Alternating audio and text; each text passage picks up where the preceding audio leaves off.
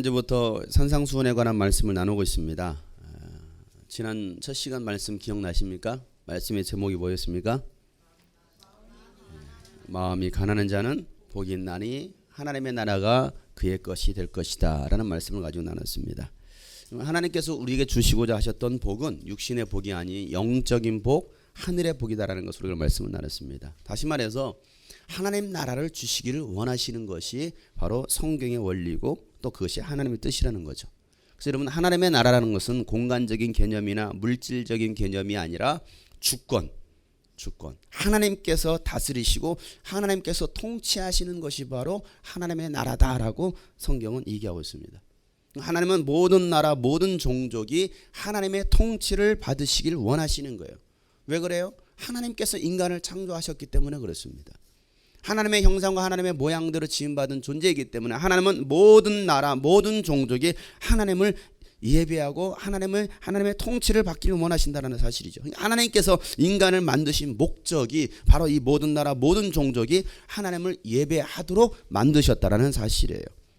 지난 금요 예배 때에 시편 50편 말씀을 나눴습니다. 시편 50편 말씀의 1절 말씀에 보면 전능하신 분 주 하나님께서 말씀하시기를 해가 돋는 데서부터 해 지는 데까지 온 세상을 불러 모으신다라고 성경은 말하고 있어요. 기록하고 있습니다. 따라서 하겠습니다. 해가 돋는 데서부터 해 지는 데까지. 그래, 해가 돋는 데서부터 해 지는 데까지 온 세상을 하나님께서 불러 모으신다라고 말씀하십니다. 그럼 여기서 해가 돋는 데서부터 해 지는 데까지가 무슨 말이냐 이거죠.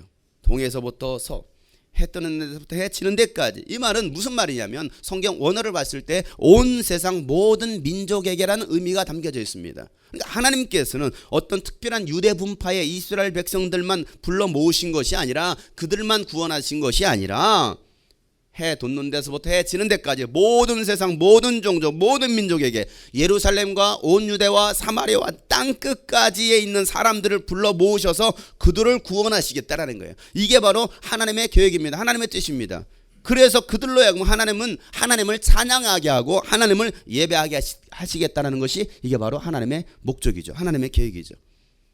여러분, 우리가 하나님의 목적과 이 하나님의 의도를 정확히 알았다 한다면 우리가 할 일이 무엇이겠습니까? 저와 여러분 할 일이 뭡니까? 다시 물어보겠습니다. 하나님의 의도와 하나님의 목적을 아셨습니까? 아직도 모르셨어요? 우리가 신앙생활을 하려면 하나님의 의도를 알아야 되잖아요. 하나님의 목적을 알아야 되잖아요. 하나님의 계획을 알아야 되잖아요. 계획도 모르고서는 무엇을 합니까? 우리가 분명한 하나님의 목적을 안다간다면, 내가 구원받은 이유, 목적을 안다간다면 우리가 이제는 해야 될 일이 무엇입니까? 그 하나님의 목적을 우리가 성취시켜 드리는 것이죠. 우리에게 남겨진 그 하나님의 그 일들, 하나님의 과업들을 우리가 이루는 것입니다. 그것이 무엇입니까? 바로 뭐예요? 복음을 증거하기는 누구에게 증거합니까? 대상이 누구냐는 거예요. 온 민족입니다. 모든 종족입니다. 모든 세상, 모든 백성들, 그 모든 하나님의 사람들. 그래서 성경에서 뭐라 말합니까? 모든 민족과 모든 방언과 모든 종족이 하나님을 찬양하게 될 것이다. 그 하나님의 보좌 앞에 나와서 하나님을 예배하게 될 것이다 라고 성경은 말하고 있습니다. 요한계시록 말씀을 통해서. 이스라엘 백성만이 아니었습니다.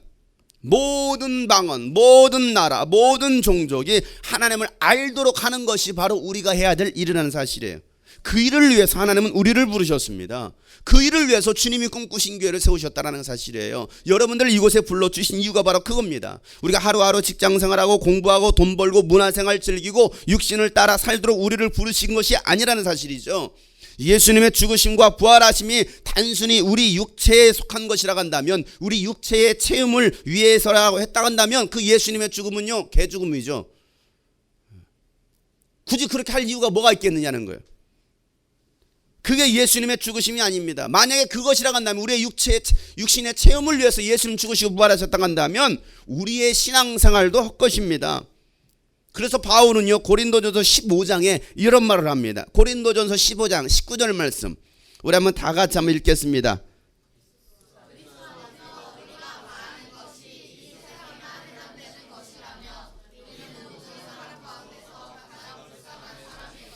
자, 다시 보겠습니다. 그리스도 안에서 우리가 바라는 소망이 이 세상에만 해당되는 것이라고 한다면 우리는 모든 사람들 가운데서 가장 무한 사람이라는 거예요. 불쌍한 사람이라는 거예요. 생각해 보세요. 예수님 믿는 우리가 바라는 것이 이 세상에만 해당되는 것이라고 한다면 그 어떤 사람보다도 가장 불쌍한 사람이에요. 왜요? 이 아침에도 여기 와 있잖아요. 더 잘 수 있는데, 마지막 눈도 내리켰다 스키 타러 갈 수 있는데, 이 주말 편안히 쉴 수 있는데, 그런데 왜 우리가 이 자리에 나와 있느냐 이거죠. 이 자리에 나와 있어 이걸로 끝납니까? 또 우리는 또 뭐합니까? 시간도 드리죠, 물질도 드리죠. 또 오늘 하루를 다 남들 쉬는 날 우리는 다 죽게 드린다고 또 이렇게 교회에 나와 있습니다. 여러분, 세상에 어떤 사람보다도 가장 불쌍한 사람이 될 겁니다. 왜? 육신의 것이 전부라고 한다고 한다면, 갖다서 우리가 정말 육신의 채무를 받아서 다 모두가 부자가 돼가지고 한 100억 수천억씩 막 가지고 있습니까? 그것도 아니잖아요. 그러면 정말 세상에서 가장 불쌍한 사람이 기독교인들일 겁니다. 예수께서 죽으시고 부활하셔서 우리에게 영원한 생명을 주신 것은 이제는 나 자신을 위해 살지 않고 육신을 위해서 살지 않고 나를 위해 대신 죽으셨다가 다시 사신 예수님을 위해서 살게 하시려고 예수님 죽으시고 부활하셨다는 것이죠. 그래서 고린도후서 5장 15절 말씀에 보면 다 같이 한번 찾아서 읽겠습니다. 고린도후서 5장 15절 말씀. 그런데 그리스도께서 모든 사람을 위하여 죽으신 것은 이제부터는 살아있는 사람들이 자기 자신들을 위하여 살아가도록 하려는 것이 아니라 자기들을 위하여서 죽으셨다가 살아나신 그분을 위하여 살아가도록 하려는 것입니다. 그래요. 예수님께서 모든 사람들을 위해서 죽으신 이유는 이제부터는 살아있는 사람들, 구원받은 우리가 이제는 자기 자신을 위해서 살아가도록 하려는 것이 아니라 나를 위해서 죽으셨다가 살아나신 예수님을 위해서 살아가도록 우리에게 영원한 생명, 우리에게 구원을 주셨다라고 오늘 분명히 성경은 말하고 있는 거죠. 그런데도 우리는 어떻습니까? 여전히 구원받기 전이나 구원받고 난 다음이나 여전히 나 자신을 위해서 살아가는 우리들의 모습을 보고 있다는 사실이죠. 우리가 본질을 놓치고 있는 겁니다. 우리가 살아가야 될 이유, 방향, 목적을 우리가 잃어버린 거예요. 방향성이 없는 거예요. 교회 오기 전이나 교회 오고 난 다음이나 예수 믿기 전이나 예수 믿고 난 다음이나 성령 받기 전이나 성령 받고 난 다음에 별 차이가 없어요. 변화가 없어요. 예수님께서 왜 죽으셨고 왜 부활하셨느냐? 바로 이제는 너를 위해 사는 것이 아니라 너를 위해서 죽으시고 부활하신 그 예수님을 위해서 살도록, 그 예수님을 위해서 산다라는 말이 무슨 말입니까? 예수님께서 이 땅에 오셔서 하고자 하셨던 그 일을 우리가 맡겨주셨잖아요. 그래서 제자들에게 마태복음 28장에 보면 너희는 가서 모든 족속으로 제자를 삼으라는 겁니다. 모든 종족에 가서 예수께서 복음을 증거하라는 겁니다. 이게 우리에게 주어진 사명이죠. 예수님께서 우리에게 맡겨주신 일이란 말이에요. 이게 바로 우리가 가야 될 방향성이고 목적이라는 거예요. 그래서 여러분, 우리는요, 우리의 목숨은 내 것이 아닙니다. 우리의 재능도 내 것이 아닙니다. 우리는 살아도 주를 위해서 죽어도 주를 위해서 죽나니 사나 죽으나 우리는 누구의 것이라는 거예요? 주님의 것이다라고 말하고 있습니다. 그래서 로마서 14장 8절부터 9절 말씀에 우리 다 같이 한번 읽겠습니다. 우리는 살아도 주님을 위하여 살고 죽어도 주님을 위하여 죽습니다. 그러므로 우리는 살든지 죽든지 주님의 것입니다. 그리스도께서 죽으셨다가 살아나신 것은 죽은 사람에게도 산 사람에게도 다 주님이 되시려는 것입니다. 그래요. 죽은 사람에게도 산 사람에게도 다 이제는 누구의 것이 되게 하려고, 주님의 것이 되게 하시려고. 주님의 것이, 따라서 나는 주님의 것입니다. 나는 주님의 것입니다. 여러분 가지고 있는 그 모든 것이 다, 모든 것이 전부 주님의 것이라는 거예요. 일부가 아닙니다. 일부가 아니에요.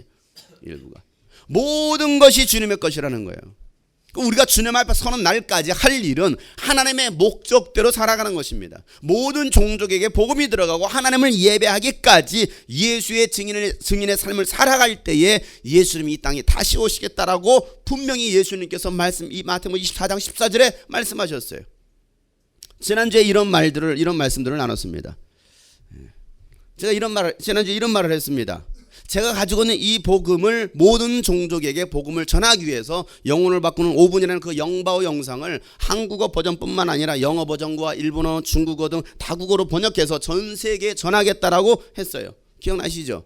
많은 분들이 이 사역에 동참해주고 계십니다. 영어에는요, 미국에 있는 이혜림 자매가 도와주고 있어요. 일본어는요, 윤성혜 선교사님이 동역해주고 있습니다.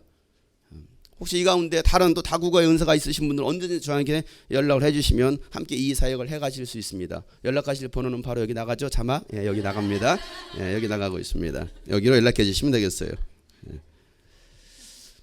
유튜브에다 제가 설교를 올려서 전 세계를 향한 방송 사역을 시작하라는 그 하나님의 마음을 주셔서 시작한 지가 2년이 되었습니다. 현재까지 945개의 설교 동영상, 설교와 찬양 영상이 올라가 있습니다. 그리고 정기 구독자가 오늘까지 정확하게 1000명이 되었습니다. 하나님께서 하신 것이죠. 궁금하신 분 들어가서 보세요. 1000명입니다. 어젯밤에 999명이었습니다. 그래서 제가 인증샷을 찍어서 올렸어요. 야, 그리고 오늘 1000명. 야, 2년 되었는데 정기 구독자가 1000명이나 되었구나. 우리 교회 성도들이 몇 명인데 10만 명인데 아직 구독을 다 신청은 안 했나 봐요. 지난주에 제가 영어 버전 영바오 영상 하나를 작업해서 유튜브에 올렸습니다. 많은 분들이 영상을 보시면서 도전을 받고 있다는 연락을 해왔습니다. 그런데 더 놀라운 일이 일어났습니다. IPTV 케이블 방송을 운영하시는 대표님이 이 영상을 보시더니 너무 좋은 콘텐츠라고 하시면서 매주 영상을 만들어 주시면 방송 프로그램으로 편성하겠다는 거였어요. 이 영바오 영상이 여러분 이제 전 세계 IPTV 케이블 방송을 통해서 송출되기로 했습니다. 누가 하신 거예요? 하나님께서 하신 것이죠. 저는 여기 있는데 제 영상 설교가 전 세계로 여러분 이제 방송으로 나갑니다. 여러분 영혼 구원에 대한 저의 가난한 마음을 보셨는지 하나님께서 3일 만에 응답하신 거예요. 제가 지난 주일날 말했는데 그 말하고 3일 뒤에 이 일이 일어났어요. 전 세계에서 영혼을 바꾸는 5분 영상을 이제 시청할 수 있게 되었죠. 여러분 이게 사람의 생각으로 되는 겁니까? 마음이 가난한 자는 복이 있나니 하나님의 나라가 그들의 것이 될 것이다. 저는요 모든 종족, 모든 방언, 모든 백성이 하나님을 예배하는 날까지 복음 전하는 일을 쉬지 않을 겁니다. 어떤 방법을 다 동원해서라도, 모든 방법을 다 동원해서라도 저는 이 복음을 전하는 일에 힘쓸 겁니다. 여러분들도 이 하나님의 나라를 세우는 사역을 해야 되지 않겠어요? 여러분이 할 일이 무엇입니까? 여러분들도요 SNS를 잘 이용하세요. SNS 소심한 난자는 싫어. 여러분 이 SNS를 가지고 여러분 복음 전파하세요. 뭐합니까? 스마트폰 가지고 뭐 하십니까 여러분? 죄 짓고 타락하는 데 쓰십니까? 어디다 쓰고 있느냐 이거예요. 좀 제발 좀 보내세요. 여러분들이 말로 못하시면 여러분 영상이라도 보내세요. 쏘세요. 그게 여러분 얼마나 위대한 일인지 여러분 알지 못하고 있어요. SNS 때문에 여러분 서울시청도 되고 시장도 되고 대통령 되는 시대입니다 지금은. 왜 여러분 귀한 걸 가지고 여러분 악한 일에 쓰고 있느냐 이거예요. 여러분 스마트폰의 노예가 되지 마시고 스마트폰을 복음 전하는 도구로 쓸 수 있길 바라요. 그거 아닌 이상은 다 버리세요. 그거 아닌 이상은. 하나님은 우리에게 월급이 더 올라가게 해주시겠다고 약속하신 것이 아니었습니다. 하나님께서 우리에게 약속하신 것은요 하나님의 나라입니다. 하나님의 나라를 우리에게 약속하여 주셨어요. 여러분 월급 통장 바라보지 마시고 하나님의 나라를 바라볼 수 있길 바랍니다. 야 월급이 올랐네 그걸로 기뻐하지 마세요. 내가 하나님의 나라를 확장했네 이걸로 기뻐해야 되는데. 마치 제자들이 누가 보면 10장에 보면 가서 귀신을 쫓아옵니다. 그래가지고 막 흥분해가 예수님 우리가 귀신을 쫓았더니 막 귀신이 떠나가나이다. 그래가 막 너무나 좋아가지고 막 흥분해가지고 막 이러고 왔어요. 그랬더니 예수님께서 얘들아 귀신 떠나가는 걸로 기뻐하지 마. 그까짓 그 더러운 영이 떠나가는 걸로 그걸로 기뻐하지 마. 너희들이 진짜 기뻐해야 될 것은 너희들의 이름이 하늘나라의 생명책에 기록된 걸로 기뻐해 라고 예수님 말씀하시잖아요. 우리가 뭘 보고 기뻐하겠느냐는 거예요. 그까짓 거 귀신 나가는 거 여러분 기뻐하십니까? 여러분 가서 귀신 쫓아보세요. 귀신 벌벌 떨고 나갑니까? 와 귀신 나갔어요. 그걸로 기뻐하지 말라니까요. 여러분의 일이 하나님 나라의 생명책에 기록된 걸로 기뻐하라는 거예요. 우리는 정말 보여지는 현상 가지고서 아니 허상 가지고서 기뻐하고 있습니다. 본질로 기뻐하고 있잖아요. 하나님의 나라가 확장되는 걸로 기뻐해야 되는데 그걸로 기뻐하고 있지 않다라는 사실이에요. 그 가지고 월급 통장에 월급 10만 원 올랐네 30만 원 올랐네 와 보너스 들어왔네 와 좋다. 그걸로 여러분 웃었다가 울었다가 여러분 이게 얼마나 참 이게 그럽니까? 우리가 그 정도의 가치냐 이거예요. 아니에요. 우리는 그보다 더 말로 비교할 수 없는 하나님의 나라를 소유할 수 있는 하나님의 나라를 확장하는 일 그 일에 여러분들 모두가 헌신하시고 매진할 수 있기를 주 여러분 축복합니다. 하나님은 우리를 통해서 하나님의 나라를 확장하시겠다는 것입니다. 하나님은 여러분을 온전히 다스리시고 통치하시기를 원하시는 거예요. 내 자존심과 내 교만과 생각과 감정과 계획과 육신 때문에 하나님의 그 다스리심을 거절하거나 외면한 일이 없었으면 좋겠어요. 하나님은 나는 너를 통해서 일하기를 원해. 나는 너를 다스리기를 원해. 나는 너를 통치하기를 원해. 너를 통해서 모든 종족의 모든 사람이 예배하기를 원해. 하나님은 그걸 말씀하시잖아요. 우리가 구할 것은 바로 그겁니다. 하나님께서 다스리시는 교회, 하나님께서 다스리시는 가정, 하나님의 다스리시는 민족, 하나님의 다스리시는 나의 삶이 되는 것, 이걸 우리는 구해야 된다는 사실이죠. 하나님의 통치를 받는 사람이 복이 있는 사람입니다. 하나님의 다스리심을 거절하는 인생이 가장 불쌍한 인생이에요. 그런데도 오늘날 많은 사람들이 그 하나님의 다스림 받기를 거절하고 있어요. 거부하고 있습니다. 하나님의 통치를 받기를 거부하고 있습니다. 왜? 여전히 세상에 미련이 남아있는 거예요. 세상에 미련이 남아있어요. 하나님의 나라는요 이미 임했습니다. 임할 것이 아니에요. 이미 임했습니다. 물론 궁극적으로 임할 것입니다. 그러나 여러분 이미 이곳에 임했습니다. 바리새인들이 물어보죠. 하나님의 나라는 언제 임합니까? 도대체 언제 임합니까? 예수님께서도 회개하라, 하나님의 나라가 임할 것이다, 가까이 왔느니라 라고 말씀하셨는데 도대체 하나님의 나라가 언제 임합니까? 라고 질문했을 때 예수님께서 하신 말씀이 있어요. 누가복음 17장을 보세요. 누가복음 17장을 한번 찾아 읽겠습니다. 누가복음 17장 20절부터 21절 말씀. 바리새파 사람들이 하나님의 나라가 언제 오느냐고 물으니 예수께서 그들에게 대답을 하셨다. 하나님의 나라는 눈으로 볼 수 있는 모습으로 오지 않는다. 또 보아라, 여기에 있다 또는 저기에 있다 하고 말할 수도 없다. 보아라, 하나님의 나라는 너희 가운데 있다. 자, 하나님의 나라가 언제 오느냐라고 예수님께 물어봤더니 예수님 뭐라 말씀하십니까? 하나님의 나라는 눈으로 볼 수 있는 모습으로 오지 않아. 하나님의 나라는 눈으로 보이는 공간적인 개념이나 물질적 개념으로 임하는 것이 아니다라고 말씀하시면서 이미 하나님의 나라가 우리 가운데 뭐 했다라는 거예요? 임했다라고 예수님 말씀하시는 거예요. 하나님의 나라가 뭐 있다고요? 임했다라는 것이죠.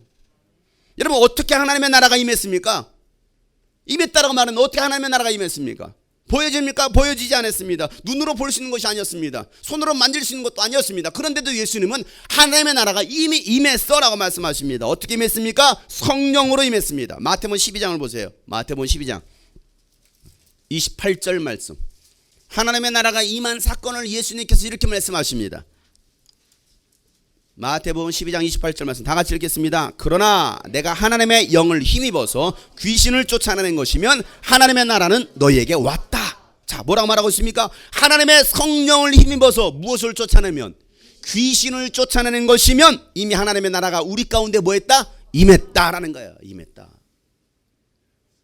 성령의 힘을 힘입어서 귀신을 내어 쫓아내는 일이 있다 한다면 이미 하나님의 나라는 임했다라는 거예요. 여러분 가운데 하나님의 나라가 임했다 한다면 여러분들이 예수 이름으로 귀신을 쫓아낼 수 있어야 됩니다. 왜? 하나님은요 영적인 세계를 다스리시는 분이시기 때문에 그래요. 공중권세 자문자 마귀 세상을 주관하는 그 어둠의 영들의 세력을 무력화시키시고 내쫓으시면서 이 무질서해진 하나님의 나라를 회복하시는 것이 바로 예수님께서 하셨던 일이었습니다. 그래서 막 귀신을 내어 쫓는 거예요. 저도 마찬가지입니다. 하나님의 나라가 더 임하도록 하나님께서 통치하시도록 막 귀신을 내어 쫓는 거예요. 여러분들도 예수 이름으로 귀신을 내어 쫓으시길 바랍니다. 자, 선포합시다. 예수 이름으로 명하는 귀신을 따라가라. 시작. 시작. 시작. 그렇습니다. 내 가정에 하나님의 나라가 임하시면 어둠의 영 귀신들은 떠나가는 거예요. 내 영혼에 하나님의 나라가 임하시면 더러운 귀신들이 떠나가는 겁니다. 그러나 하나님의 나라가 내 마음 가운데 임하지 못하고 나를 다스리지 않으면 누가 장악하겠습니까? 더러운 귀신들이, 악한 영의 세력들이 장악한다는 사실이에요. 이 세상은요 어둠의 세상 공중 권세 잡은 자들이 주관하고 장악하고 있잖아요. 그래서 예수님께서 이 땅에 오셔서 했던 일이 무엇입니까? 그 어둠의 세력들을 내어 쫓는 거예요. 왜? 하나님의 다스리심이 임하도록, 하나님의 통치가 임하도록. 여러분 이 민족 가운데 하나님의 나라가 임하시면 여러분 우상 숭배와 죄악의 영이 떠나가게 되어 있는 거예요.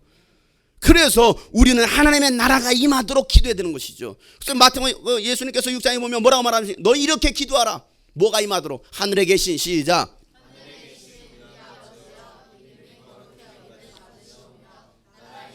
자, 뭐가 임하라는 거예요? 나라가 임하기를 위해서 구하라는 거예요. 하나님의 나라가 임하도록 구하라는 것입니다. 왜? 하나님의 나라가 임해야 이 세상을 장악하고 있는 그 나라의 세력들이, 공중권세 잡은 그 세력들이 떠나가기 때문에 무력화되기 때문에 하나님의 나라가 임하도록 기도하라는 거예요. 오늘도 그래서 우리는 하나님의 나라가 임하여 주옵소서. 내 영혼 가운데 하나님의 나라가 임하여 주옵소서. 내 가정에 하나님의 나라가 임하여 주옵소서. 우리 교회 가운데 하나님의 나라가 임하여 주옵소서. 이 대한민국 가운데 하나님의 나라가 임하여 주옵소서. 우리 이거 기도해야 된다는 사실이에요. 왜? 이렇게 기도하라고 예수님 명령하셨잖아요. 너희는 이걸 놓고 기도해. 뭘 놓고 기도하니? 하나님의 나라가 임하도록. 오늘은 산상수훈 두 번째 시간으로 애통하는 자는 복이 있나니라는 주제로 말씀을 나누러 갑니다. 여러분, 예수님께서 복에 관한 말씀을 가르치시면서 누가 복이 있는 사람이냐? 누가 복이 있는 사람이야 도대체? 뭐라고 말하고 있습니까? 슬퍼하는 사람. 오늘 읽었던 이 새벽녘 성경에 슬퍼하는 사람, 애통하는 사람에게는 복이 있다라고 말하고 있어요. 누가 복이 있다고요? 슬퍼하는 사람, 애통하는 사람에게 복이 있대요. 웃는 사람이 복이 있는 것이 아니라 슬퍼하는 사람이 복이 있다라는 거예요. 그럼 도대체 이 말씀 맨날 울고 다니라는 소린가? 맨날 슬퍼하라는 말인가? 이런 복받기 위해서 맨날 슬픈 일을 당해야 한다는 말씀입니까? 왜 슬퍼하는 자는 복이다? 맨날 슬퍼해야지. 그 말입니까? 요즘 TV를 보면요, 참 웃을 일이 많습니다. 여러분 TV 좋아하십니까? 전 TV를 뭐 거의 볼 일이 없어요. 근데 TV를 보면 참 웃을 일이 많아요. 개그 콘서트를 보면서 웃습니다. 제가 주로 보는 뉴스를 보면서 참 웃습니다. 참 뉴스에요, 웃긴 거 참 많이 나와요. 정치인들 보면요, 웃깁니다. 개그맨보다 더 웃기는 사람들이 정치인들이에요. 코미디를 하고 있습니다. 세상 돌아가는 거 보면요, 정말 웃깁니다. 옆 사람 보세요, 더 웃깁니다. 바로 웃기잖아요. 얼마나 웃기게 생겼어요. 여러분, 참 웃을 일이 많잖아요. 웃을 일이 많은데, 그런데 이 웃음이 과연 마음 깊은 곳에서부터 나오는 기쁨의 웃음이냐 이거죠. 아니요, 헛웃음입니다. 웃긴 웃어, 헛웃음이야. 그렇죠. 지금 저렇게 웃는 게 헛웃음이에요. 헛웃음 테일러.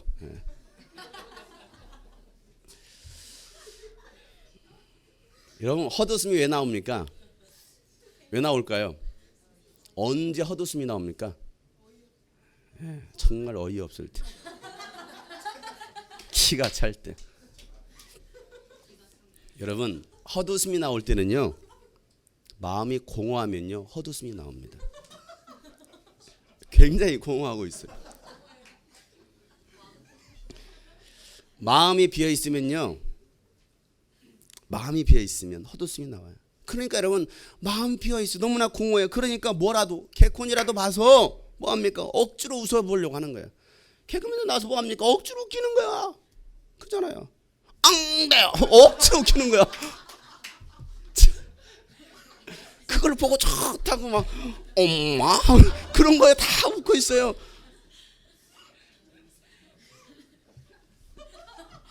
안 하려고 했는데 참 억지 웃음이에요. 억지 웃음. 우리 아줌마들 어떻습니까? 그동안 별그대 도민준 보면서 아줌마들이 굉장히 많이 웃었어요. 근데 이젠 더 이상 웃을 수 없어요. 왜 그렇습니까? 도민준이 갔거든요. 그의 별로 갔거든요. 그리고 옆에는 쭈글쭈글한 그 남자가 옆에 앉아 있거든요. 더 이상 웃을 수 없어요. 이런 사람들의 마음이 공허하기 때문에 그 공허함을 채우기 위해서 술을 마셔보기도 합니다. 그 공허함 때문에 마약도 합니다. 권력을 얻으려고 합니다. 그래서 정치 통합도 해봅니다. 왜? 공허하니까. 돈을 잡으려고 밤낮 가리지 않고 일도 하고 명예를 얻으려고 인기를 쫓아 삽니다. 그러한 것들이 우리 마음의 빈자리를 채울 수 없다는 것을 알아야 되는데 그걸 모르고 있다는 사실이에요. 지금 세상이 그렇게 돌아가고 있지 않습니까? 애통해야 될 시대로 우리는 살고 있는데 애통하는 마음이 없습니다. 본문에서 슬퍼한다, 애통한다는 이 말, 이 단어는요, 헬라어로 펜데오입니다. 펜데오. 따라서 할까요? 펜데오. 자, 헬라어로 펜데오라는 이 애통한다, 슬퍼한다는 이 말의 뜻은요, 고통으로 몸부림칠 정도로 철저하게 탄식하고 슬퍼하는 거예요. 고통 가운데 막 몸부림치는 거예요. 그러면서 막 슬퍼하고 애통하는 거, 이게 바로 애통한다, 슬퍼한다라는 겁니다. 그러니까 몸부림칠 정도의 고통, 펜데오. 누가 나를 펜데오? 계속 펜데오. 팬데를 또 팬데요. 그러니까 여러분 얼마나 아프겠습니까? 팬데요. 여러분 예수님은 애통하라고 말씀하셨어요. 너희는 애통하라. 하나님의 나라를 사모하는 자들아 애통해야 하라. 지금은 애통해야 될 시대라고 말했습니다. 가정을 봐도 민족을 봐도 영적이어야 될 교회를 봐도 제대로 되어 있는 것 같지 않습니다. 타락하고 무너진 가정, 민족과 교회를 보고 또 우리는 애통해하는 마음을 가져야 되는데 그런 마음조차도 없는 것 같아요. 여러분이 애통하는 마음이 있습니까? 여러분의 가정을 바라보시고 오늘날의 교회를 바라보시면서 이 민족을 대한민국을 바라보시면 여러분 애통해야 하십니까? 교회 지도자들이 타락해 있습니다. 성도들도 제자의 삶을 살지 못하고 경건의 모양만 갖춘 종교인들로 가득 차 있는 것 같습니다. 이게 오늘날의 현실입니다. 세계에서 가장 유명한 목회자이면서도 한 시대를 영적으로 이끌어갔던 그 목회자가 세상 법정으로부터 시형을 받았습니다. 그렇음에도 불구하고 교회와 민족 앞에 세상 앞에 회개하는 마음을 가져야 되는데 서로 그의 죄와 허물들을 덮어주려고 하는 그 마음을 가지고 있습니다. 그것을 또 하나님이 자신을 겸손하게 하려는 시련이라고 말하고 있다는 사실입니다. 그거에 또 성도들은 아멘 하고 있습니다. 논문 표절 때문에 문제가 됐습니다. 서울 중심가에 교회 건축하는 일에 있어서 불법을 행하면서도 그것을 다 하나님의 뜻으로 돌리고 있습니다. 논문 표절이 밝혀지면 목사직을 내려놓겠다라고 온 세상을 공언하고서도 논문 표절이 밝혀졌습니다. 뭐합니까? 변명하고 있습니다. 그리고 잠시 사역을 내려놓고 기도원에 들어갔다가 지금 버젓이 다시 강단에 서서 하나님의 말씀이라고 피고 전하고 있습니다. 이게 오늘날의 현실입니다. 유명한 모 선교단체 출판부 대표를 지냈던 목사는요 수억 원의 공금을 횡령한 사실이 알려지면서 검색어 순위 1위에 올랐습니다. 나는 왜 그 선교단체가 1위에 올라서 제가 눌러봤죠. 저도 우리 유스비전 주님이 꿈꾸신 교회 검색어 1위에 올리려고 공금횡령 1,000원을 해보려고 합니다. 1,000원은 없어서 못하고 1,000원은 할 수 있어요. 검색어 1위에 올라가지 않겠어요? 참 이게 안타까워요. 이게 오늘날의 기독교 현실 아닙니까? 이미 목회자들도 도덕과 윤리가 사라졌습니다. 영성은 찾아볼 수 없는 그런 부패한 종교 정치인으로 바뀌어버렸습니다. 신앙인이 아니죠. 정치인인 거죠. 종교인인 것입니다. 그런 목회자들을 따르는 성도는 도대체 어떤 성도들인가요? 그러면서 좋다고 따라다닙니다. 목회자들의 회개를 외치는 성도들에게 깡패 용역을 풀어가지고 폭력을 행사하는 일들이 교회 안에서 일어나고 있습니다. 그런 모습을 예수님께서 바라보시고 여러분 예수님 뭐라고 말씀하실까요? 그게 오늘날 한국 교회에서 일어나고 있는 일들이 일이라고 한다면 남의 나라 얘기가 아닙니다. 우리나라 얘기입니다.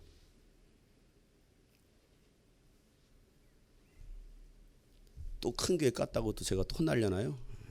우리는 침례요한처럼 바른 말을 할 수 있는 사람들이 돼야 됩니다. 교회가 타락하면요 하나님은요 그 민족을 가만 놔두지 않으셨어요. 전쟁을 일으키시든지 지진을 일으키시든지 내란을 일으키시든지 이런 것들을 통원하셔서 하나님은요 심판하셨습니다.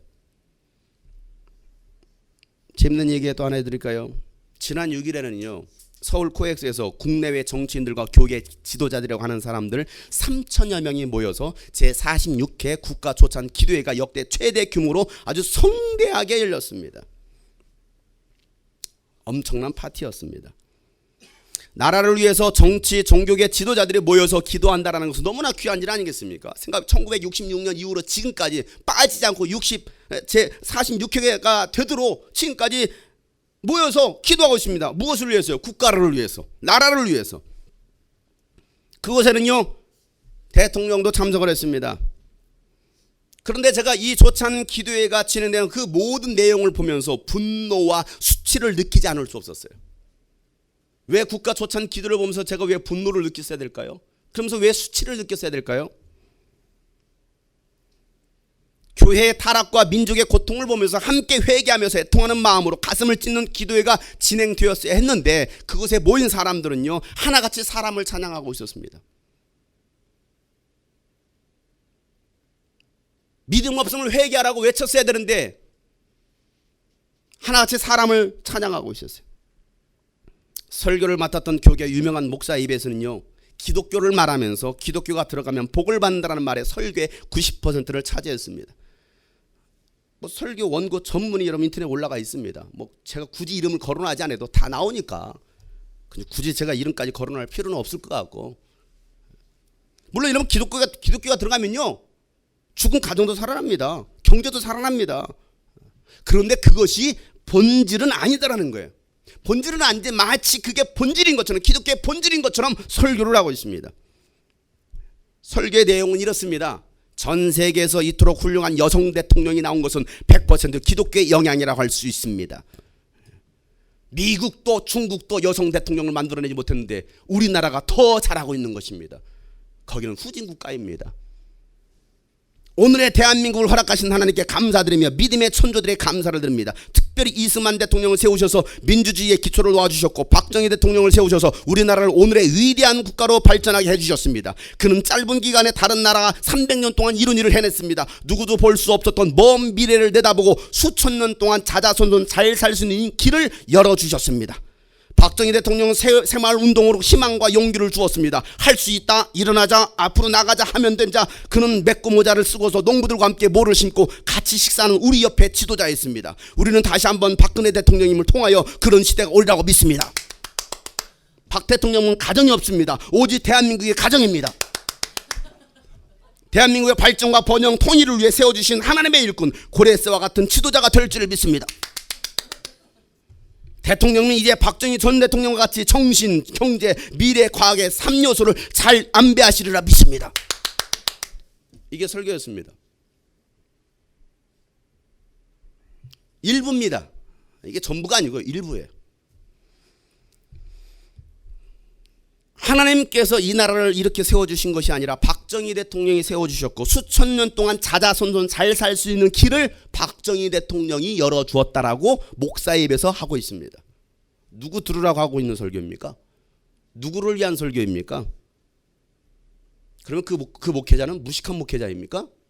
못 배운 사람입니까? 영향력이 없는 목회자입니까? 누구 비유 맞추려고, 누구의 인정받으려고 이러면 설교합니까? 거기에서 우리 교회 가지고 막 또 뭐 할 수도 있겠네. 그 전견이 와서 우리 교회 엎어버리면 뭐 무너질 수도 있어요. 여러분, 이러니 세상 사람들이 기독교를 비난하고 욕하는 거예요. 댓글 쫙 내려왔어요. 그러니까 개독교. 이게 너무 막 화가 막 치밀어는 화가. 대통령과 정치 지도자들을 모아놓고 설교를 했다고 한다면 믿지 않음을 회개케 하고 가슴을 찢게 해야 되는데 권력이 두려워서 회개를 선포하지 못하는 겁니다. 박근혜 대통령이요, 예수를 믿으시오. 당신 아버지처럼 예수 믿다가 버리는 사람이 아니라 예수 믿고 구원받으십시오. 왜 이 말을 못하느냐 이거예요. 나라가 살려면 예수를 믿으십시오. 하나님이신 마음 가지고 정치하십시오 해야 되는데 그 말을 못하는 거예요. 왜? 끌려가 고문당할까 봐. 끌려가 죽을까 봐. 지금 있는 그 영광의 자리에서 내려올까 봐 두려운 거예요. 누구에게 아부하는 것입니까? 권력자들에게 아부하는 것이죠. 베드로는 성령을 받고 나서는요 사람을 두려워하지 않았습니다. 바울도 성령 충만을 받고 나서는요 권력을 두려워하지 않았습니다. 사람의 종이 아니라 그리스도의 종이 되기로 작정한 사람들이었습니다. 오늘날 그리스도의 종된 마음으로 예통하는 사람이 얼마나 있을까요? 그런 심정을 가진 사람, 엘리야와 같은 심정을 가진 사람이 얼마나 있을까요? 침례 요한 같은 그런 심정을 가진 사람이 얼마나 있을까요? 그래서 요엘 선지자는 뭐라 말합니까? 옷을 찢지 말고 가슴을 찢고 전심으로 회개하라고 경고하는 거예요. 제발 옷을 찢지 마. 형식적으로 하지 마. 가슴을 좀 찢어봐. 마음을 좀 찢어봐. 이게 요엘 선지자의 말입니다. 우리 한번 요엘 선지자 요엘 2장 12절부터 13절 말씀.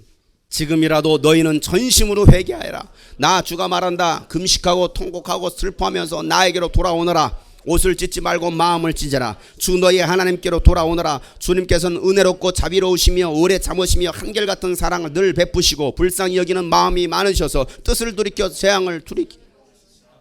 자, 금식하고 통곡하고 슬퍼하면서 하나님께로 돌아오라는 것입니다. 이게 지금 우리에게 필요한 말씀인 거죠. 금식하라는 거예요. 통곡하라는 거예요. 슬퍼하라는 것입니다. 그러면서 하나님께로 돌아와라. 이게 요엘 선지자의 입을 통해서 하신 하나님의 경고입니다. 제가 만약에 사람을 두려워한다고 한다면 제가 이런 얘기 안 하죠. 그냥 우리끼리만 우리가 예배한다면 할 수 있겠지만 제 설교는 지금 유튜브로 다 나가요. 방송으로 나갑니다. 그 교인들이 가만 놔두겠습니까? 고소할지도 모르겠습니다. 저는 사람을 두려워하지 않습니다. 아니, 사람을 두려워해서도 안 되겠습니다. 우리는 하나님을 두려워할 줄 아는 사람들이 돼야 돼요. 적어도 예수님의 제자라고 한다면 세상 권력 앞에 무릎 꿇는 자가 아니라 예수 그리스도 이름 앞에 무릎 꿇는 하나님의 사람들 되시길 바랍니다. 예수님을 따르는 제자들에게 이 마음이 있어야 되는 것이죠.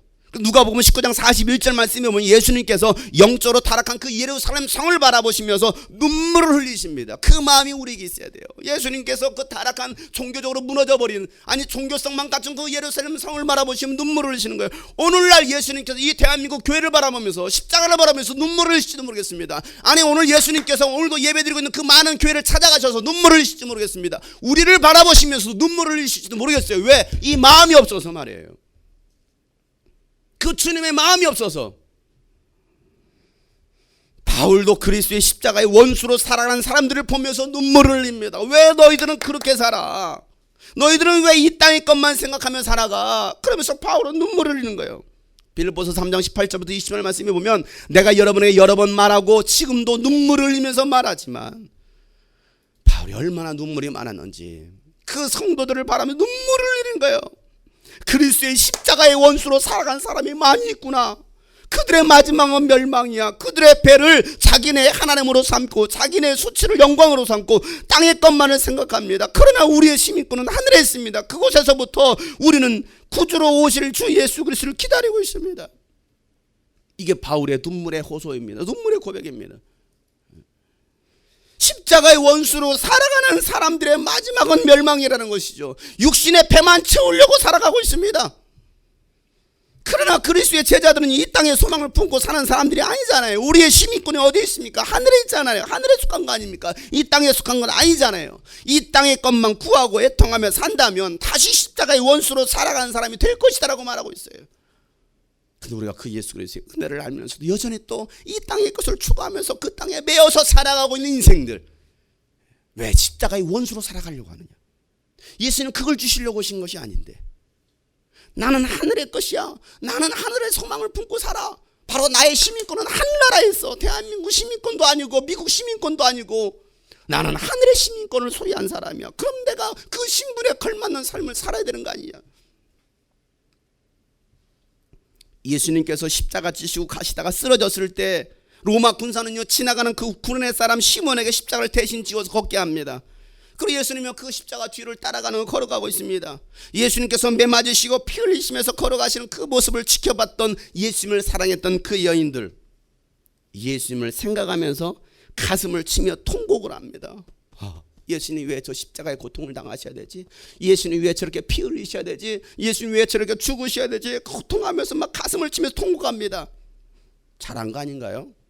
그때 예수님께서 하셨던 말씀 우리는 기억해야 됩니다. 누가복음 23장을 보세요.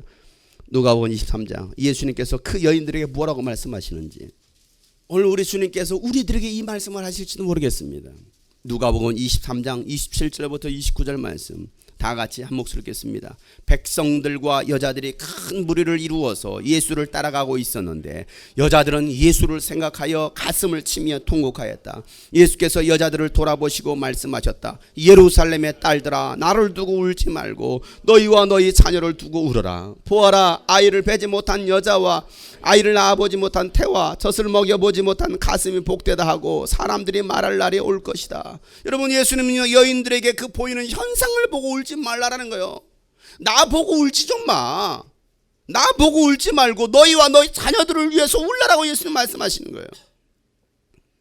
그러면서 29절에 이런 말씀하시죠. 보아라, 아이를 베지 못하는 여자와 아이를 낳아보지 못한 태와 젖을 먹여보지 못한 가슴이 복되다고서 사람들이 말할 날이 올 것이다라고 말씀하십니다.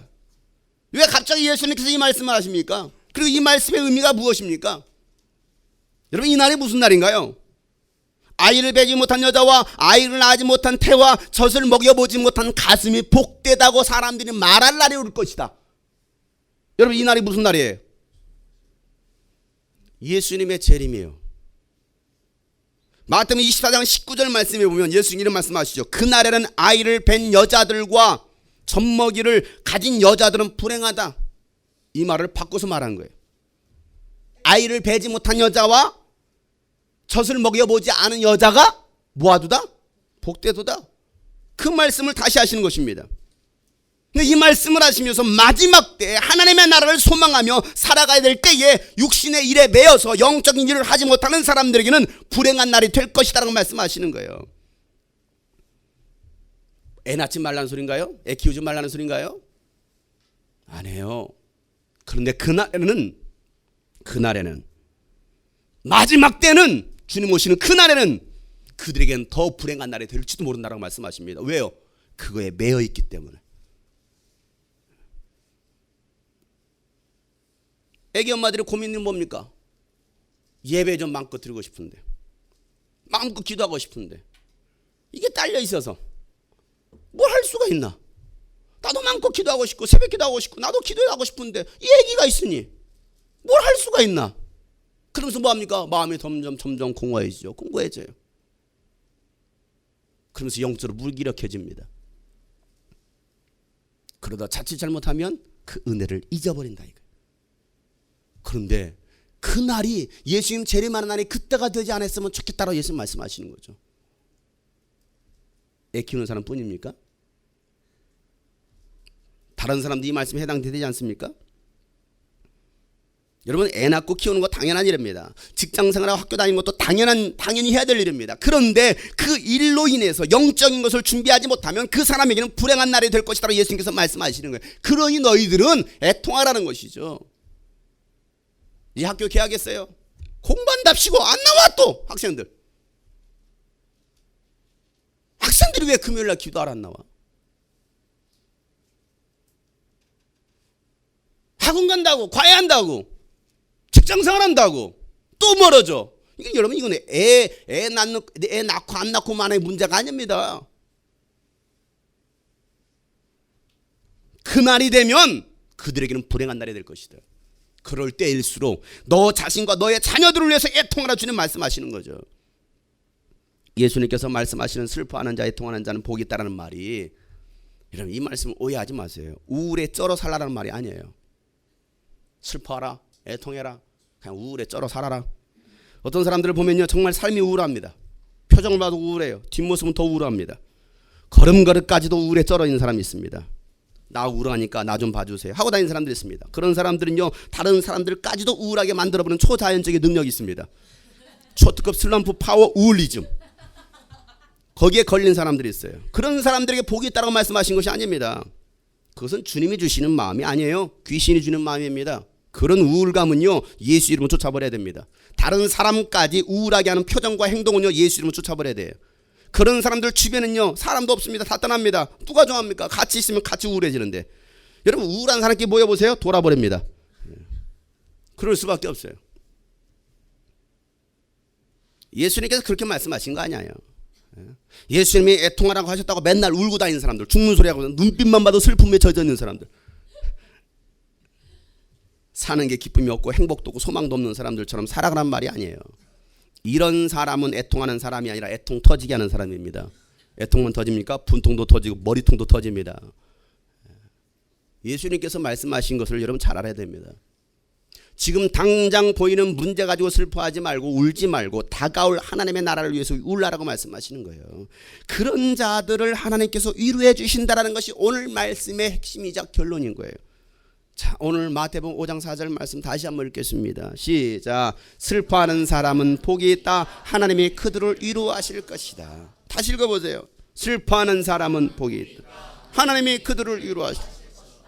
여러분 누가 나를 위로해 줍니까? 나가서 누가 나를 위로해 주지?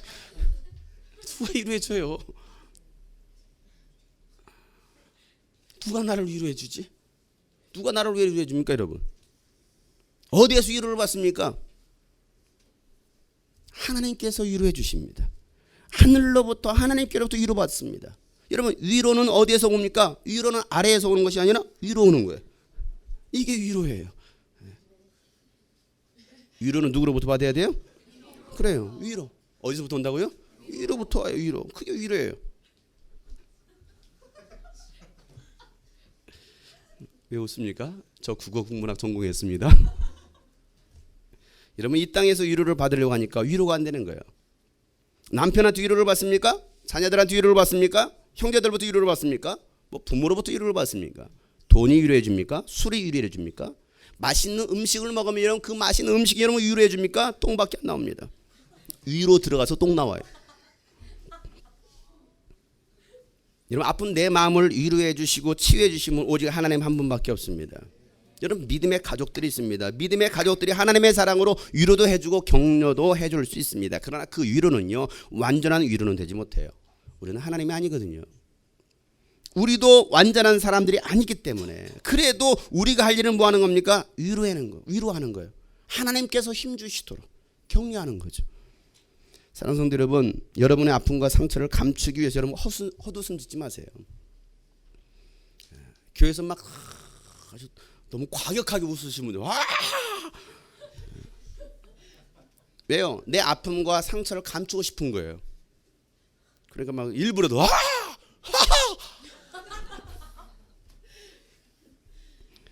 여러분 사람들 앞에서 헛웃음 짓지 마시고요. 하나님 앞에서 애통하시고 하나님의 위로를 받으시고 진짜 행복한 웃음을 지을 수 있기를 소망합니다. 그래서 야고보는 말합니다. 두 마음을 가지고 살지 말고 하나님께로 나오라는 거예요. 하나님께로 나오라. 야고보서 4장 8절부터 10절 말씀에 하나님께로 가까이 가십시오. 그리하면 하나님께서 가까이 오실 것입니다. 죄인들이여 손을 깨끗이 하십시오. 두 마음을 품은 사람들이여 마음을 순결하게 하십시오. 여러분은 괴로워하십시오. 슬퍼하십시오. 우십시오. 여러분의 웃음을 슬픔으로 바꾸십시오. 이 헛웃음을 슬픔으로 바꾸라는 거예요. 기쁨을 근심으로 바꾸라는 거예요. 주님 앞에서 자신을 낮추라는 것입니다. 그리하면 주님께서 여러분을 높여주실 것이라는 거예요. 여러분 사람들 앞에서 내 연약함을 보이지 않기 위해서 억지로 웃지 말고 하나님 앞에서 솔직하게 울라는 겁니다. 하나님 앞에서 여러분 통곡하여 엎드리시길 바랍니다. 나를 낮추시면 주님께서 여러분을 높여주실 것입니다. 마음으로 회개하고 가슴을 찢고 금식하면서 통곡하라는 그 요엘 선지자의 메시지, 그 메시지를 하나님의 음성으로 들으시기를 소망합니다. 하나님께서는요 그런 자들에게 한결같은 사랑을 베푸시고 복을 베푸실 것이라는 거예요. 이 요엘서 말씀 다시 한번 보면 요엘서 2장 12절부터 지금이라도 너희는 진심으로 회개하여 나 주가 말한다. 금식하고 통곡하고 슬퍼하면서 나에게로 돌아오너라. 옷을 찢지 말고 마음을 찢으라. 주 너희 하나님께로 돌아오라. 주님께서는 은혜롭고 자비로우시며 오래 참으시며 한결같은 사랑을 늘 베푸시며 불쌍히 여기는 마음이 많으셔서 뜻을 돌이켜 재앙을 거두시기도 하신다. 행여 주님께서 마음과 뜻을 돌이키시고 오히려 복까지 베푸셔서 너희가 주 하나님께 곡식제물과 부어드리는 제물을 바칠 수 있게 하실는지 누가 아느냐. 우리가 전심으로 회개하고 애통하는 마음으로 저 앞에 나오면 하나님께서 우리를 불쌍히 여겨주신대요. 그리고 용서해 주신다라는 겁니다. 그리고 복을 베풀어 주신대요. 복을 베풀어 주신대요. 그 복이 뭡니까? 하늘의 위로예요. 위로. 내가 너에게 복을 베풀어 줄 거야. 그러면서 또 뭐라 말합니까? 하나님께 곡식 제물과 부어드리는 제물을 바칠 수 있게까지 하실는지 어떻게 알겠느냐. 이 말이 무슨 말입니까? 우리로 하여금 하나님께 다시 예배하도록 하지 않겠느냐. 우리 영혼이 회복이 되어서 하나님께 다시 예배할 수 있도록 하나님께 해주지 않겠느냐. 그러니 너희가 애통하는 마음으로 나와봐. 상한 심령 가지고 나와봐. 감추려고 하지 말고 주 앞에 솔직하게 털어놓고 울어봐. 통곡해. 왜 하나님 앞에서 하지 않아? 사람들 앞에서 한다고 그게 위로가 되겠느냐. 이거 아니라는 거예요. 너의 아픔과 상처와 고통을 사람들 앞에 웃음으로 때우려고 하지 말고 사람들 앞에 하소연하려고 하지 말고 하나님 앞에 나와서 엎드려 울어 통곡해 가슴을 찢어. 그러면 하나님께서 우리를 위로해 주시지 않겠느냐. 너희들의 예배가 회복되지 않겠느냐. 하나님과의 관계가 회복되지 않겠느냐. 우리의 애통하는 눈물을 기억하시는 하나님께 애통할 수 있는 마음이 있기를 소망합니다. 애통하는 자는 복이 있다라고 말씀하십니다. 주님 앞에서 슬퍼하는 자가 복이 있는 자라는 겁니다. 예수님도 하나님 아버지의 뜻을 이루시기 위해서 겟세마네 동산에서 밤새 눈물과 통곡으로 땀방울이 핏방울이 되도록 간구하십니다. 그래서 이브리서 5장 7절에 이렇게 말하고 있죠. 예수께서 육신으로 세상에 계실 때 자기를 죽음에서 구원하실 수 있는 분께 큰 부르짖음과 애통함과 많은 눈물로써 기도와 탄원을 올리셨습니다. 하나님께서는 예수의 경외하심을 보시셔서 그 간구를 들어주셨습니다. 하나님께서 그 예수님의 간구를 들어 주셨다는 거예요. 그리고 예수님을 통해서 하늘의 뜻이 이루어지게 하셨다는 사실입니다. 오늘도 우리 애통하는 그 심령을 주님은 들어주시길 원하신다는 것이죠. 너희가 나에게 간구해봐, 애통해봐. 그러면 내가 너의 눈물을 기억하고 있어. 내가 너의 아픔을 기억하고 있지. 내가 너의 간구를 들어줄 거야 라고 말씀하고 있는 거예요. 사랑하는 성도 여러분, 지금 애통할 때입니다. 하나님의 나라가 이 땅 가운데 세워지기를 소망하는 그 애통함이 있어야 됩니다. 아직도 복음을 듣지 못해 죽어가는 영혼을 바라면서 애통할 수 있어야 돼요. 애통하는 마음이 있느냐? 애통하는 마음이. 며칠 전에 남북 이산가족 상봉을 했습니다. 그 잠시 2, 3일 동안 정말 행복했을지도 모르겠습니다. 그런데 그 북한 주민들은요, 그 다시 북한으로 돌아가서 이러면 어떤 일이 일어난지 아십니까? 남한 가족들이 준 선물을 다 빼앗겨 버렸어요. 다 빼앗겨 버린 채 다시 또 청신교육 받으러 들어왔습니다. 사상교육 받으러 들어왔어요. 그들은요. 왜? 남한 사람을 만났다는 이유 때문에. 혹시라도 복음을 접했을까 두려워서 그들은 또 청신교육 받으러 갔다는 소식을 들었어요. 그런 소식을 듣고 우리는 애통하지 않을 수 없다는 사실이죠. 복음이 필요한 곳에는 복음이 들어가고 있지 않고 고통당하고 있는데, 정작 복음이 들어온 이 한국 땅에는요, 내 삶의 복음의 뿌리가 내려져야 되는데 인생의 문제 때문에 복음을 거절하고 있으니 이 얼마나 안타까운 일이냐 이거예요.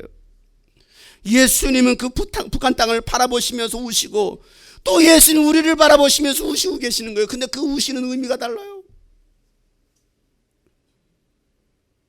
애통할 수 있는 마음, 애통할 수 있는 마음이 우리 가운데 있어야 되는데, 무엇으로 여러분 애통하십니까? 여러분 무엇 때문에 여러분 애통하고 계시는, 여러분 무엇 때문에 눈물을 흘리고, 무엇 때문에 아파하고, 무엇 때문에 힘들어하고 계시느냐 이거예요. 예수님께서 말씀하신 그 애통하는 마음, 지금은 자다가 깰 때다. 밤새 눈물을 흘려 기도해도 부족한 이때 애통할 수 없는 마음, 기도할 수 없는 마음은 가장 불쌍한 인생이라는 걸 여러분 기억해야 됩니다. 너는 내게 부르짖으라, 나는 내게 응답하겠고, 내가 알지 못하는 크고 은밀한 일을 너에게 보이리라. 그 하나님의 음성을 듣고 애통할 수 있는 하나님의 자녀들이 되기를 주 여러분 축복합니다. 오늘 주님께서 우리에게 말씀하시는 바로 그겁니다. 주님, 나로 하여금 애통하는 자가 되게 하여 주옵소서. 나로 하여금 하나님의 나라를 차지하려는 그 애통하는 마음이 있게 하여 주시옵소서. 이게 우리의 간구가 되어야 되지 않겠습니까? 여러분 시간 다 같이 한번 기도하실 때, 애통하는 자는 복이 있나니, 슬퍼하는 자는 복이 있나니, 가슴을 찢는 자들은 복이 있나니 하늘의 위로를 받을 것이라 말씀하십니다. 하나님께로부터 위로를 받을 것이라고 말씀하십니다. 오늘 하나님은 여러분을 위로해 주시길 원하십니다. 애통하는 심령 가운데, 하나님의 나라를 사모하는 그 심령 가운데 하나님은 위로해 주시길 원하십니다. 이 세상 것 때문에 눈물을 흘리는 것이 아니라 하나님 나라 때문에, 하나님의 목적을 이루는 것 때문에, 영혼 구원하는 것 때문에, 교회를 일으켜 세우는 것 때문에, 갈급한 심령을 일으켜 세우는 것 때문에 애통하는 자들, 내가 너희들을 위로할 거야, 위로해 줄 거야. 하나님의 위로를 받는 귀한 시간 되기를 소원해요. 이 시간 다 같이 주님 앞에, 주님, 애통할 수 없는 나의 심령에 애통할 수 있게 하여 주옵소서. 옷을 찢지 않고 가슴을 찢기 원합니다. 내 마음을 찢기 원합니다. 기도해야 될 때에, 애통해야 될 때에 애통하지 못하고 있는 나의 불쌍한 내 영혼을 긍휼히 여겨주시고, 다시 예배가 회복되기 원합니다. 다시 애통하는 마음이 회복되길 원합니다. 주님, 나를 긍휼히 여겨주옵소서. 내게 은혜를 베풀어 주시옵소서. 다 같이 주 앞에 간절하게 부르짖어 동서로 기도하겠습니다. 하나님 아버지여, 오늘도 이 말씀, 주는 나에게 애통하는 자에게 복이 있나니 하나님의 위로를 받게 하신다는 그 말씀, 오늘도 주님 앞에 애통합니다. 상한 심령 가지고 나옵니다. 애통하는 마음으로 주 앞에 나옵니다. 주님, 주님 내 마음을 지시고 볼 수 없는 상처 만지시네.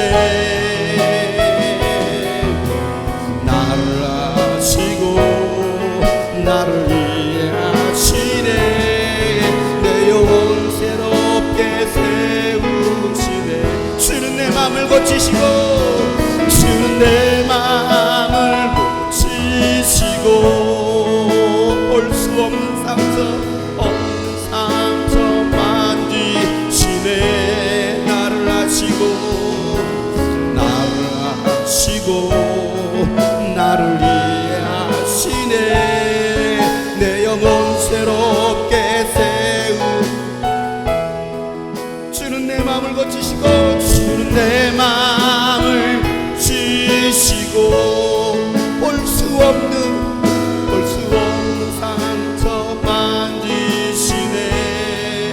나를 아시고 나를 이해하시네. 내 영혼 새롭게 세우시네. 아바 아버지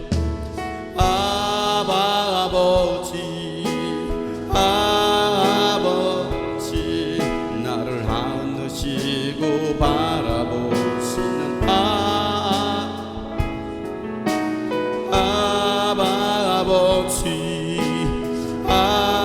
아버지 나를 도우시고 힘주시는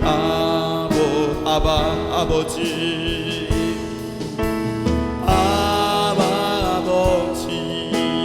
하나님은 여러분의 아빠 아버지가 되십니다. 나를 안으시고 바라보시는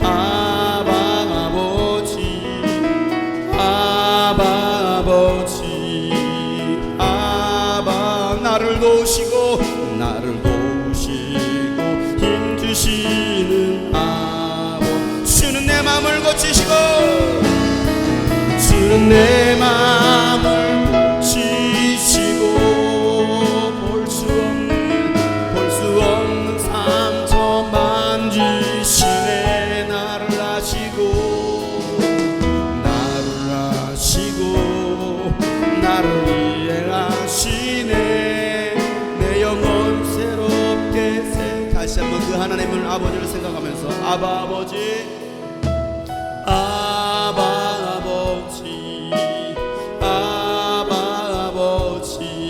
나를 안으시고 바라보시는 아버지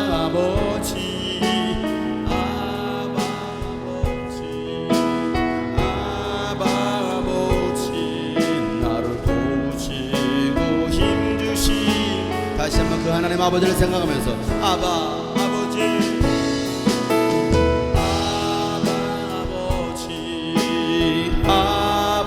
그렇습니다. 나를 안으시고 나를 바라보시는 나의 하나님 아버지요.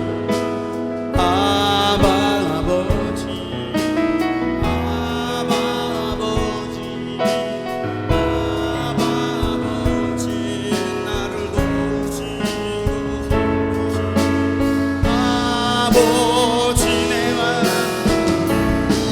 주는 내 마음을 지치고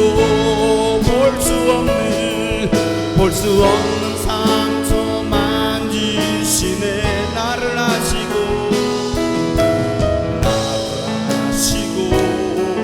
나를 이해하시네. 내 영혼 새롭게 다시 한번 기도하는 마음으로 주는 내 마음을 고치시고 주는 내 마음을 지시고 볼 수 없는 상처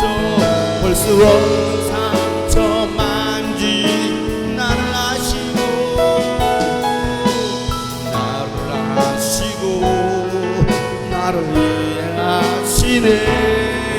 내 영혼 우리 마지막으로 더욱더 간절하게 통하는 마음으로 주는 내 마음을 고치시고 주는 내 마음을 고치시고 볼 수 없는 상처 만지시네. 나를 아시고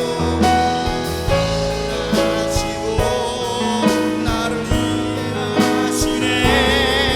내 영혼 새롭게 세우시네. 나를 아시고